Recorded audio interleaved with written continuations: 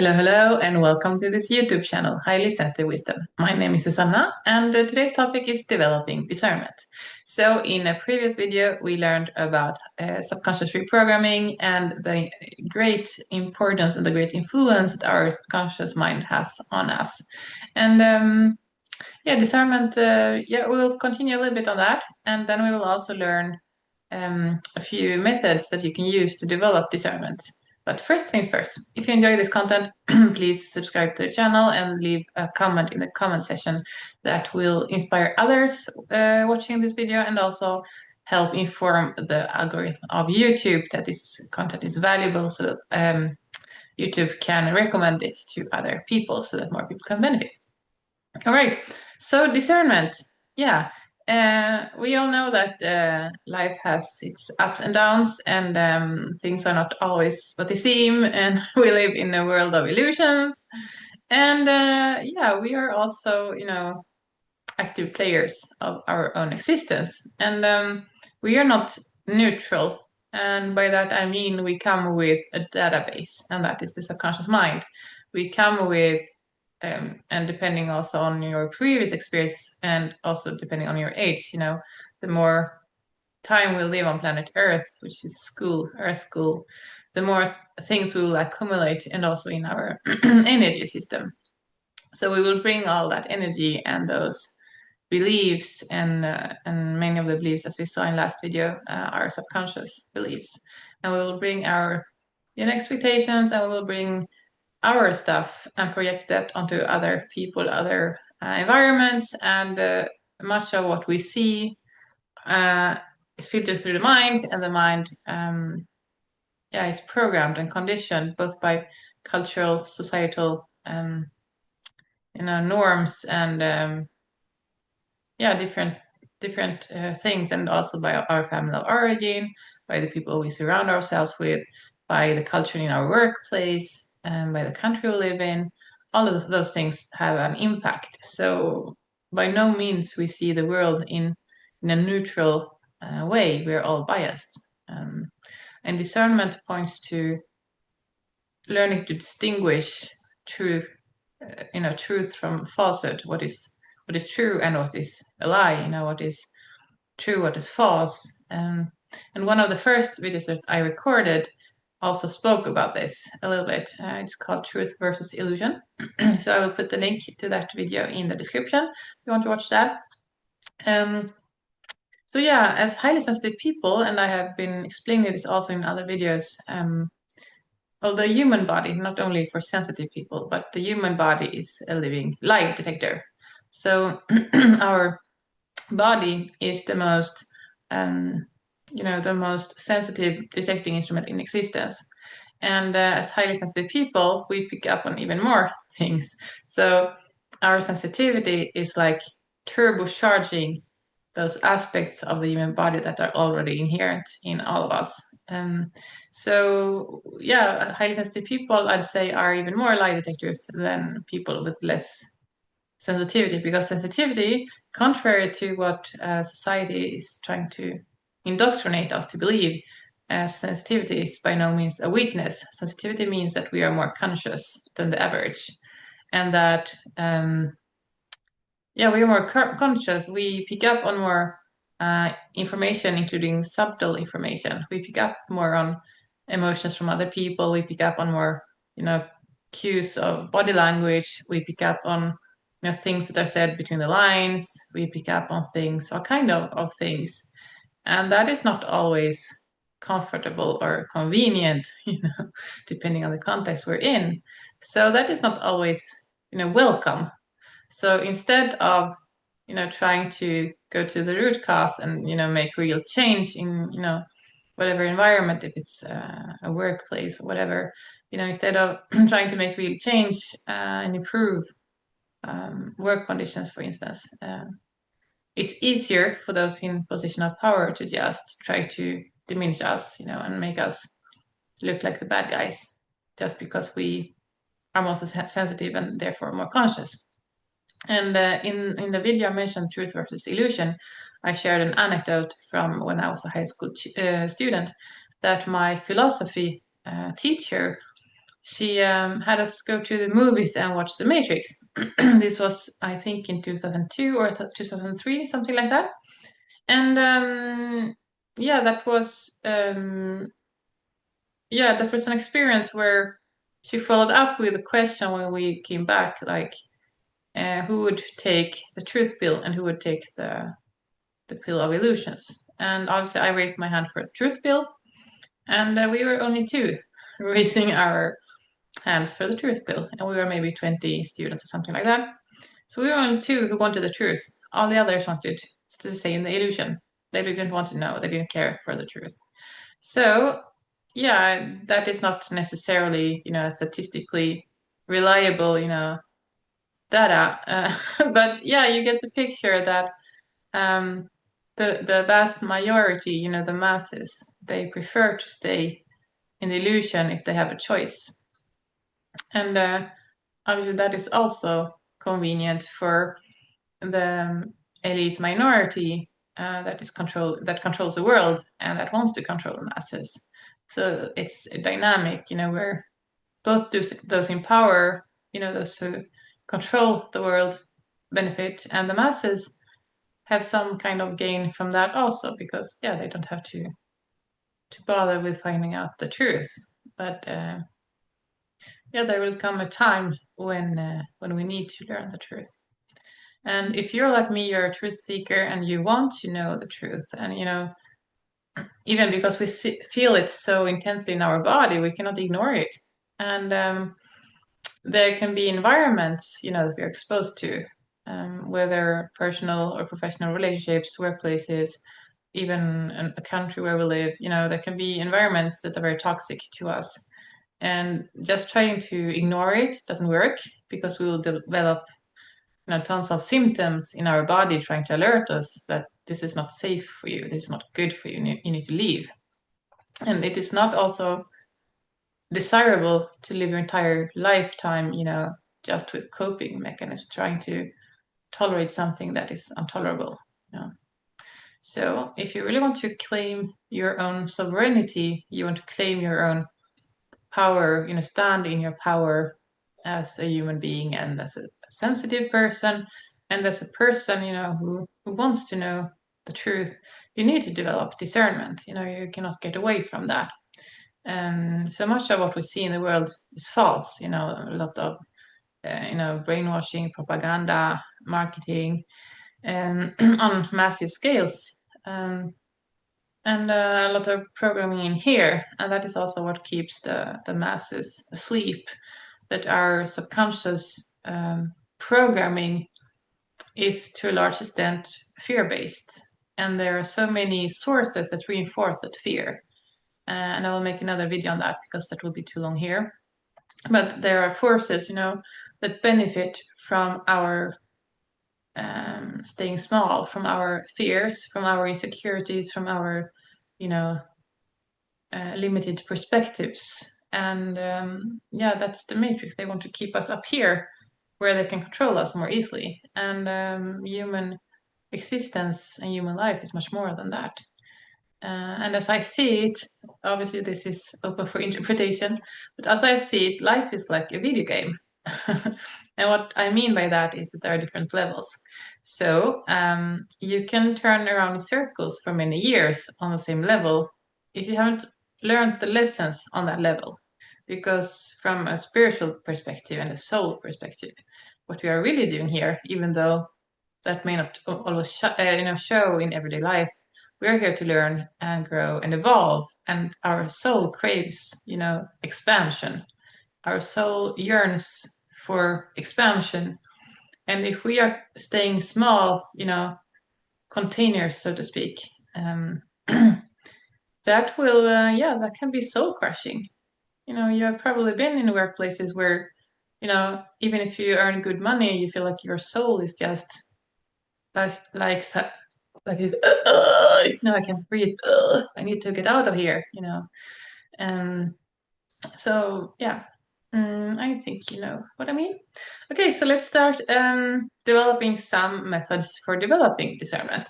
So the first source, and this is something we all experience, and that is our own experience, first-hand experience. So,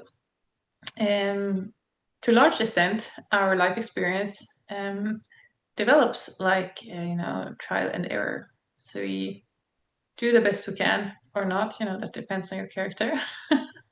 But we try to do what we think is good, and we learn along the way. No one has all the answers from the start. No one has an owner's manual to understand, their body and their personality trait and their, character and all those things at birth. We discover ourselves along the way, simultaneously and in parallel with discovering what the world is about, and in parallel with discovering the different stages of life, have different challenges and different learning opportunities. So the first is your own experience, and because one lifetime is too short to learn everything, so we cannot rely only on our own experience because, we could, but if you want to really grow, you also need to learn from other people and others' experiences. So, and could be mentorship, could be other things, but what I want to point out is that if you maintain a student's mindset, like you're a lifelong learner, or you are hungry for knowledge, you're hungry for wisdom, that helps. I have that mindset. I have like an antenna that is always turned on and always picking up on things that are useful. Sometimes it picks up on things that don't seem useful in the moment, but from a higher perspective, it was exactly what I needed to learn. So for instance, I have mentioned some hardships I went through in France, and I wouldn't have chosen those hardships. But then again, that life with a capital L showed me how the world works. The life with a capital L, and by that I mean, there's something in my throat. By that I mean the life force, the universal life force that flows through all of us. So that's not limited to one particular life form or one individual or one, one gender or one race or one species. It's life force, flowing through all of us, expressing itself in multiple ways and, enriching what it means to be alive, because of the diversification. So that is what I mean by life with capital L. So life with a capital L is the master teacher. And sometimes we also need to be humble before life and say, okay, I don't really understand right now why I need to learn this. But if you maintain a student's mindset and you accept the authority that life has, like, yeah, I know you're trying to show me something. I know that you're trying to teach me something, or I know that you're doing this, for the highest good. So for instance, why I'm sharing these hardships is not because I want, empathy or some sympathy from someone else. I don't need that. I'm sharing this because I see the value of the wisdom that I extracted from it, and seen from a higher perspective, that can help other people learn and grow and not having to struggle as much as I did. So that can enrich, the collective consciousness by sharing it. And that's the same for you, dear watcher. If you have been through hardships and you have no, I have to get some water. Right. So as I was saying, if you, dear watcher, are going through hardships, it can help to try to broaden a little bit your perspective and think there could be, a higher purpose. And that could even be, the beginning of the revelation of your life mission on planet Earth. Often that has been the case for many people who have been hugely successful. They have been through hardships and they really had to confront themselves with themselves and really rely on God because no one else would step up, and that have those experiences have, given them strength and resilience, inner strength, resilience, and more discernment to know whom to trust, more discernment to know where to put your focus, your energy, your time, where to look for help, and stay focused on on your path and not trying to please everyone else. So that leads us to the third method I wanted to mention, and that is our intuition. So our intuition is key to discernment because it's it's a channel, from the spiritual realms. So when we hear something through our intuition, that doesn't come from us. That comes from benevolent forces in the spiritual realm, and sometimes from directly from God, depending on what relationship you have with God. So we can receive information, we can receive instructions, we can receive guidance. So when all else fails, you have your intuition, and if you tap into that channel, you can never be misguided, misled. What comes from intuition comes from a much higher perspective, a much higher, frequency, and where it comes from, there is a better overview, the bigger picture, like an umbrella, and like this. So we as humans, we have a limited perspective, and we can broaden it, with looking for knowledge, looking for wisdom, exposing ourselves to new experiences, including living abroad. That's great for developing discernment because you will be in a context where maybe you don't know anyone when you move there, maybe you don't know the language when you move there, and you definitely don't know the social codes, and you have to decode them over time. And all while you as you are learning all those things, you're also learning more about yourself, because as I said in the beginning, we are not neutral. We don't come, empty. We come with our own stuff, and that takes an entire lifetime to get to know yourself, deeply. And that's also part of our purpose on being here on planet Earth. And then there are other sources, reliable sources that you can use. And I have brought a book for this purpose. And you are all familiar with this book, Holy Bible. Yeah, mine is in Portuguese, a Biblia Sagrada. Yeah, I first met God, on a conscious level in Brazil more than 20 years ago. But I wasn't receptive to the teachings back then. And God has been calling me ever since. And I had a lot of resistance, and I have had to take the consequences of that. And now I just can't get enough. I want to learn more and read more and, understand more. And those teachings in the Bible are very deep and very, often there are, symbolism or, different levels to what is being taught. And what I love also about the Bible is that it's not only, and this is super important, obviously, to get to know God and who God is, but we also learn about human nature. We also learn about, the pitfalls in human interactions, because there are so many stories of biblical, people who have had both, triumphs and victories, but also struggles. So I want to take an example that you probably are all familiar with, and that is King David. And he wasn't always a king. He started out with very humble beginnings. He was a shepherd, and he was the youngest of his siblings, and no one in his family of origin paid any attention to him. They never thought he would achieve anything. They were just, being mean to him. And then one day, he he yeah, he wanted to combat the giant Goliath, and no one else had the courage to do that. And the king Saul judged him by appearances, saying like, "Yeah, but you're just a boy. You don't have experience. You don't know what to do. You can never beat that, giant." And David had his secret weapon, and that was a very close relationship with God and unwavering faith in God.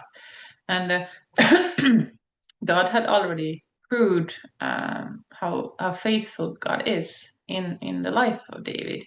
He had already had proof that he could count on God for everything. So he wasn't afraid going into that battle. He knew that God would be with him and give him the victory, and that is what happened. And then you would think that, the people started loving David because, yeah, he had freed them from a huge problem. Because if Goliath had won the combat, um, the people of David, would have to be slaves for the enemies. And obviously they didn't want that. So you would think that everyone would love David for freeing them from that perspective of becoming slaves. But the king was really envious of David because he was so loved by the people. He was so, yeah, he was victorious. He was triumph, and Saul got jealous and envious and wanted to kill him on several occasions. And David had to flee on several occasions. And then the script turned around, or the the roles were changed, and David had the opportunity to kill Saul, but he didn't. He obeyed God's will and had mercy and spared the Saul's life. And all those things eventually led to him becoming a king, and possibly the greatest king of Israel of all times. And we remember David for being a great king. But most people don't remember all the struggles and adversities along the way. People remember that he was a great king, and people remember the good stuff, but they don't see all which happens on the way to getting there. And our lives are like that also. Usually it's during the struggles and the hardships that we learn the most, we grow the most, and we become closest with God also. So that is a great, thing to do, to read the Bible, to study the Bible, and learn the deep life lessons that others who have lived on planet Earth before us have already experienced and already drawn their, conclusion, and already extracted their wisdom and shared it. And these principles have been working, for thousands of years. The New Testament was written obviously after Jesus, lived on this planet. But the Old Testament, Jesus would use that to, for instance, combat the temptations of the devil.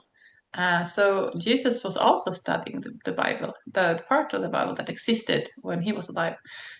So the Bible has obviously proved itself for thousands of years to work. The principles that are taught in the Bible work. Those principles have stood the test of time.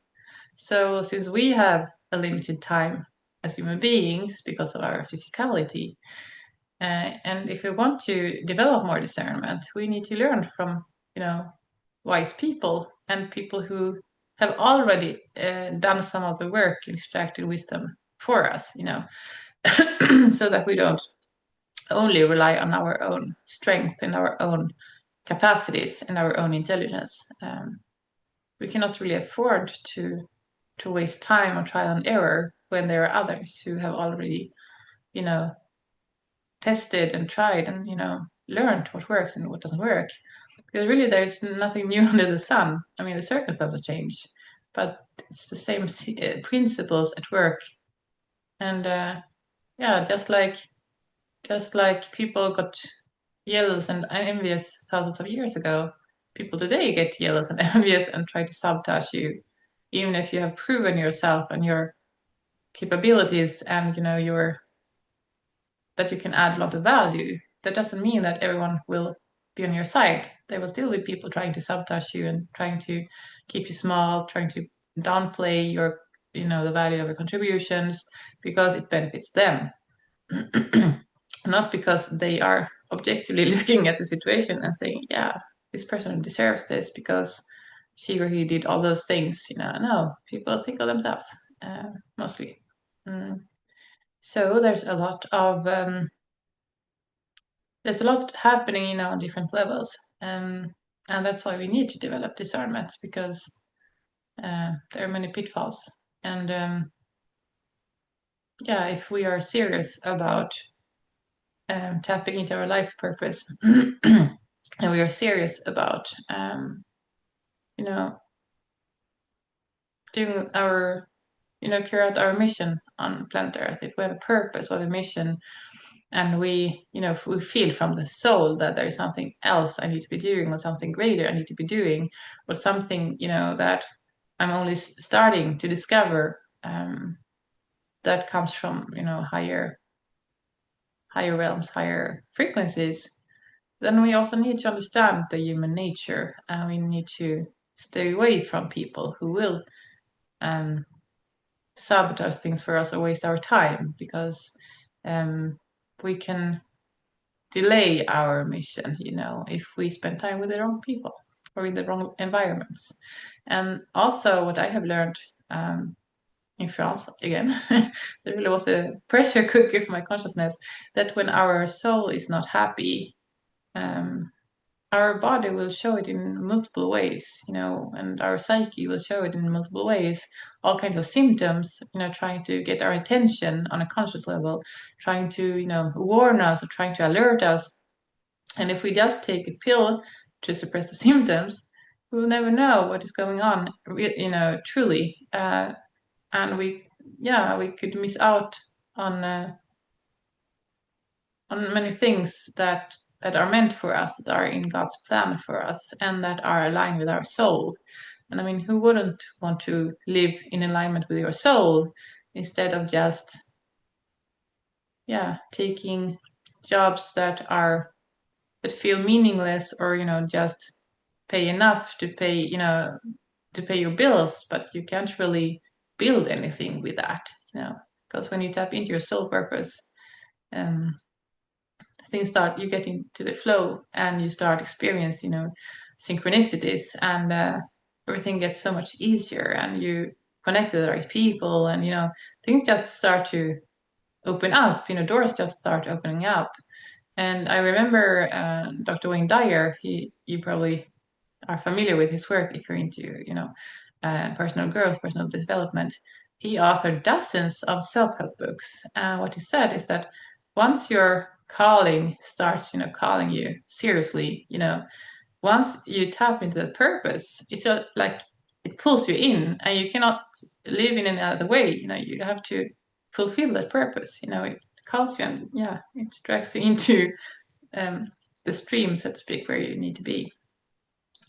So we need discernment for that also. So there are so many levels of existence trying to guide us, and trying to communicate with us, and trying to reach out to us. But if you only live in here, we'll miss those things. So I hope this is helpful. And let's see other more things. Also reprogramming of the subconscious. We can also facilitate our discernment by installing programs that are beneficial for our discernment. For instance, we can install programs saying, I can discern who to trust, for instance. And that is a great program to have also on a subconscious level, because as we know by now, the subconscious has such a huge influence and impact on our daily life. So much of our existence happens on autopilot. So it never is superfluous, even if we want to live, from the soul, aligned with our soul purpose, our mission, our, calling. Even if that is our goal, our yearning, it doesn't hurt, to also work on the subconscious level, reprogramming, so that the subconscious also helps, accelerate your results, and and block out people. For instance, there are other programs you can install also regarding people, because relationships with other people are a huge part of our existence. Our life on planet Earth is a huge part.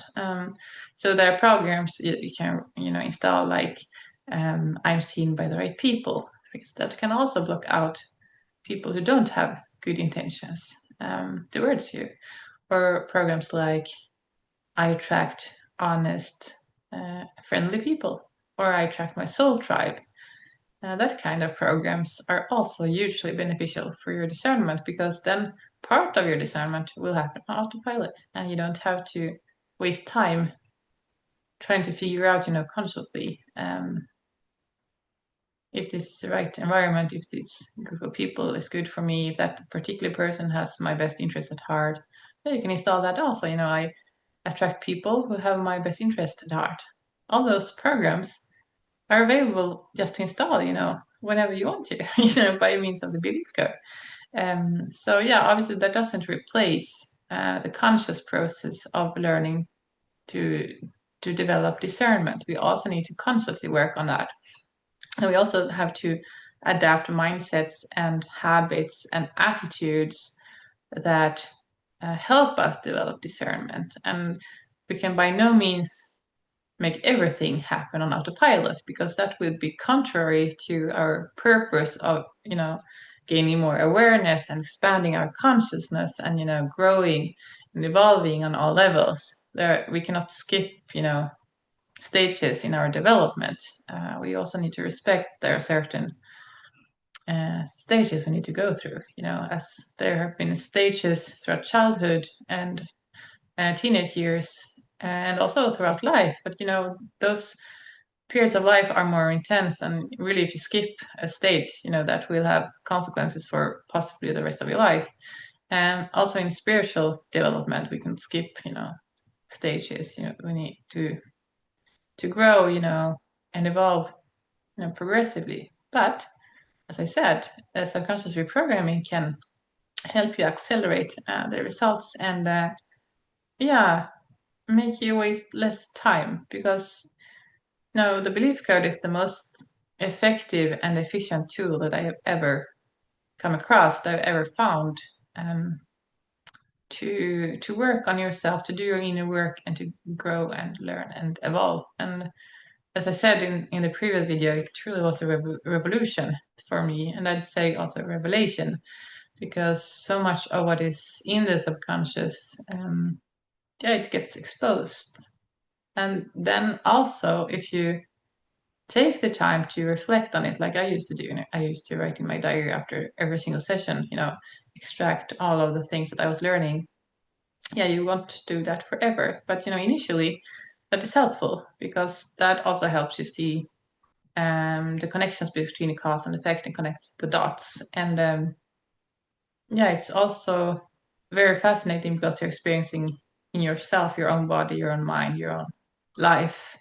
And that makes the transformation so much more powerful, because one thing is to witness it in others or read about it or, have someone tell you about that. But when you embody the experience and you get to experience all those things, from the inside out, and you see that truly, so within, so without, truly what is inside us is constantly being broadcast, and manifested in our external world. So, and that's also part of the mental programming in the matrix, to divide everything so that we only see small pieces of the puzzle. We never see the full puzzle. And then that also helps, to control the masses, that we never see the connection. So we just, cut it in small slices, So, yeah, leave me your comments. I'm curious to hear what you had to say. And if you want to work with me one-on-one, feel free to sign up for a free consultation call. I will put the link in the description, and I will see you in the next video. Bye for now.